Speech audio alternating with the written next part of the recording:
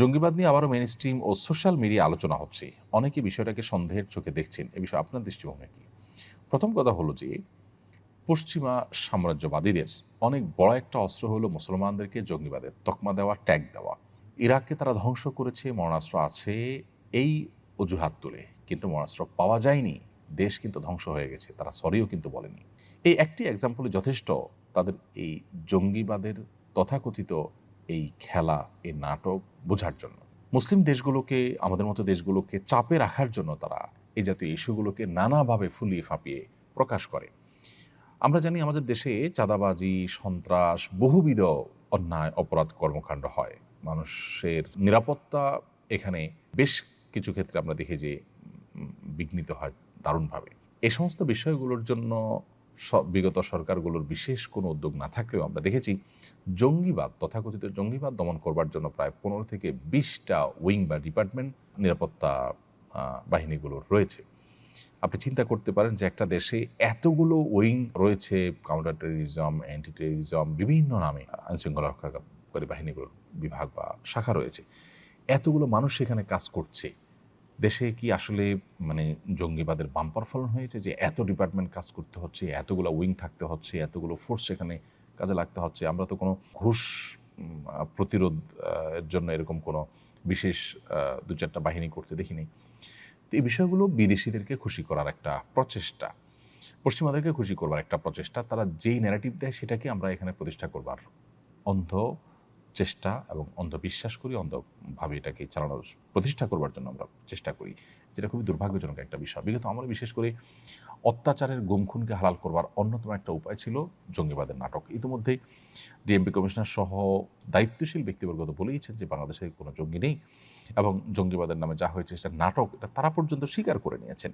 এবং বহু মানুষ যারা গুম-খুনের শিকার হয়েছেন তাদের জবানবন্দিগুলো আমরা জানি, আয়নাঘরে রাখা থেকে নিয়ে বিভিন্ন বিষয়গুলো, এগুলোর জন্য জঙ্গিবাদকে একটা উজাদ হিসেবে ব্যবহার করা হয়েছে। অতএব সেটাকে নতুন করে ফিরিয়ে আনার চেষ্টা যে বা যারা করছেন তারা পুরনো সেই খেলাকে আবার বাংলাদেশে মঞ্চস্থ করার চেষ্টা করছেন। বাংলাদেশের মানুষ খুবই সচেতন এখন এই জিনিসগুলোর সব জারি তারা বুঝে গেছেন যে জঙ্গি বিরোধী অভিযানের নামে যে নাটক করা হয়েছে সেই নাটকগুলো এখন সবার কাছে দিনের আলোর মতো পরিষ্কার।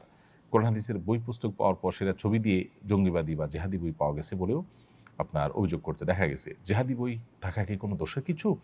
টনি ব্লেয়ার যদি ক্রুসেডের ঘোষণা দিতে পারেন, খ্রিস্টানদের ধর্মযুদ্ধের ঘোষণা দিতে পারেন, তাহলে মুসলমান জেহাদি চেতনা লালন করলে সমস্যাটা কোথায়?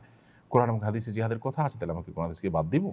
এগুলো করতে করতে আস্তে আমাদেরকে কোণঠাসা করা হচ্ছে এবং ইসলামী শক্তিকে দুর্বল করার অপচেষ্টা করা হচ্ছে। অতএব সেই পুরাতন যে চক্রান্ত এবং ষড়যন্ত্র, সেটা আবার নতুন করে শুরু করতে যাচ্ছে একটা মহল, যেটা উদ্বেগজনক। আমাদের প্রত্যেকটা মানুষের এটার বিরুদ্ধে অবস্থান নেওয়া দরকার। বিশেষ করে মানবাধিকার বিষয়ক যে জাতিসংঘের যে কমিশন হতে যাচ্ছে, সেই কমিশনের বিরুদ্ধে জনগণ নানাভাবে তাদের মতামত ব্যক্ত করছেন। এরকম একটা সময় মানুষের দৃষ্টিকে অন্যদিকে ফেরাবার জন্য এটা করা হচ্ছে কিনা, যুক্তরাষ্ট্রের সঙ্গে যে নিরাপত্তা চুক্তির কথা শোনা যাচ্ছে সেটা বাস্তবায়নের দ্বারপ্রান্তে। অতএব যেটার যৌক্তিকতা তৈরি করার কোনো চেষ্টা করা হচ্ছে কিনা এই সমস্ত ঘটনার মাধ্যমে, সেটা খতিয়ে দেখা দরকার। দ্বিতীয় বিয়ের কনের সঙ্গে বিয়ের সময় এই মর্মে চুক্তি হয় যে বর বউয়ের কোনো আর্থিক দায় দায়িত্ব পালন করবে না। এই শর্তের ভিত্তিতে বিয়ে করা জায়েজ হবে কিনা? বিয়ে হয়ে গেলে আর্থিক দায়িত্বের বিধান কি? এই টাইপের বিয়েকে এখন আরব বিশ্বগুলোতে বিশেষ করে জাওয়াজে মিসিয়ার তারা বলে, বা মিসিয়ার বিয়ে হিসাবে তারা আখ্যা দেয়। যদি কোনো স্ত্রী নিজে থেকে বলে দেন যে আমি আমার যে ভরণ পোষণের ব্যাপার আছে এটা থেকে আমি আমার স্বামীকে দায়মুক্ত করে দিলাম, স্বামীকে যদি তিনি দায়মুক্ত করে দেন তাহলে সেক্ষেত্রে এটা জায়েজ আছে, এটা নাজায়েজ কোনো বিষয় নয়। আমরা নবী করিম সাল্লাল্লাহু আলাইহি সাল্লাম স্ত্রীদের মধ্যে একজন স্ত্রীর ক্ষেত্রে আমরা জানি যে তিনি নবী সাল্লাল্লাহু আলাইহি সাল্লামকে তার হক আদায়ের ক্ষেত্রে তার যে অন্যান্য স্ত্রীদের সাথে সমান্তরালভাবে তার যে সাথে রাত্রি যাপন করা, তার সঙ্গে দিন কাটানো, এটার যে দায় নবী সাল্লাল্লাহু আলাইহি সাল্লামের ছিল স্বামী হিসাবে তার প্রতি, এটা থেকে তিনি নবী সাল্লাল্লাহু আলাইহি সাল্লামকে মুক্ত করে দিয়েছেন এবং নবী সাল্লাল্লাহু আলাইহি সাল্লাম সেটাকে অ্যাকসেপ্টও করেছেন। অতএব বিয়ের আগে থেকে যদি এরকম কোনো শর্ত দেওয়া হয় এবং উভয় যদি সেটার উপর সম্মত হয় তাহলে সেটি জায়েজ রয়েছে। আমার ভাবি তার আপন বোনের মেয়ের সাথে আমার বিয়ে দিতে চান, কিন্তু আমার ভাই এবং বাবা রাজি হচ্ছেন না। ওনারা বলছেন এটা হারাম। উত্তর দিলে উপকৃত হব। ভাই শরীফুল ইসলাম, এটা তারা ভুল বলছেন। আপনার ভাবির বোন কিংবা আপনার ভাবির বোনের মেয়ে আপনার জন্য মাহরাম নন। বিধায় তার সাথে আপনার পর্দা যেমন করতে হবে, একইভাবে তাকে আপনি বিয়ে করতে পারবেন। সেক্ষেত্রে আপনার ভাই হয়তো আপনার খালু শ্বশুর হয়ে যাবেন সম্পর্কে, তাতে কোনো অসুবিধা নেই। অতএব আপনার ভাবির বোনের মেয়েকে আপনি বিবাহ করাতে সেরাই কোনো বাধা নেই। আপনার বাবা বা ভাই বা পরিবারের লোকজন যারা এটাতে বাধা দিচ্ছেন, তাদেরকে দক্ষ কোনো আলেমের কাছে নিয়ে যান এবং তাদের সংশয়কে দূর করবার চেষ্টা করেন। এমডি তাওসিফ হাসান আপনি লিখেছেন, একজন মানুষ তার রোগের কারণে সবসময় অপবিত্র হয়ে যায়। সালাত আদায়ের জন্য অজু করে জায়নামাজে দাঁড়ানোর আগেই তার শরীর এবং তার কাপড় অপবিত্র হয়ে যায়। বারবার কাপড় পরিবর্তন করতে গিয়ে তার সালাত আদায়ের ইচ্ছাটাই নষ্ট হয়ে যায়। এমত অবস্থায় ওই রোগীর করণীয় কি?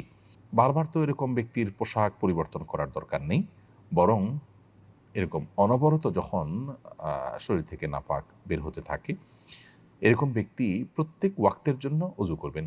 অজু করার পর ওই ওয়াক্তের মধ্যে যত খুশি তিনি নামাজ পড়বেন, তেলাওয়াত করবেন এবং ওই অজুতেই তিনি করবেন। এর মধ্যে ওই নাপাক বস্তু যতবার বের হবে তাতে তার অজু ভঙ্গ হবে না।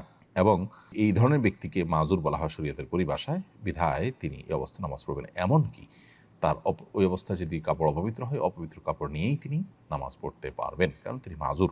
বিধায় অহেতুক কষ্ট করা এবং এভাবে নিজেকে নামাজের প্রতি আপনার বিরক্ত করে তোলা, এটার একেবারেই প্রয়োজন নেই। বিধায় এ বিষয়ে যথাযথ পদক্ষেপ নিলে ইনশাআল্লাহ বিদিনিল্লাহ এই সমস্যার সমাধান হবে। সাইম ইসলাম আপনি লিখেছেন, ঘুমানোর সময় লুঙ্গি টাকনুর নিচে পরা যাবে কি না?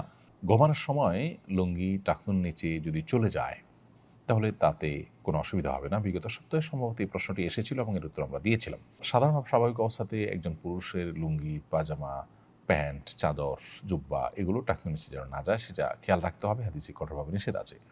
শোয়ার পরে যদি সেটা চলে যায় তাহলে সেটা আসলে মানুষের একে তো ইচ্ছার বাহিরে, দ্বিতীয়ত এটা সাধারণ এবং স্বাভাবিক অবস্থা নয়, যার কারণে এতে কোনো গুনাহ হবে না ইনশাআল্লাহ তাআলা। তবে স্বাভাবিক অবস্থাতে টাকনুর নিচে যেন আমাদের লুঙ্গি, পাজামা, প্যান্ট ইত্যাদি না যায়, সেই দিকটা আমাদেরকে খেয়াল রাখতে হবে।